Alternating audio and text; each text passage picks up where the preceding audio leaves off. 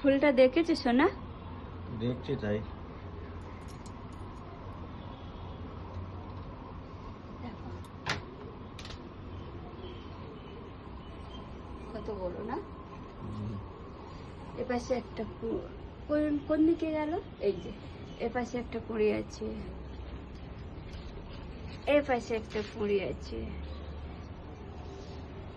আর এই একটা, দুটো না, একটা ছোট একটা বড়। পিঁপড়ে লেগেছে। পিঁপড়ে লেগেছে আর পোকা লেগেছে। এটাকে ওষুধ দিয়েছি।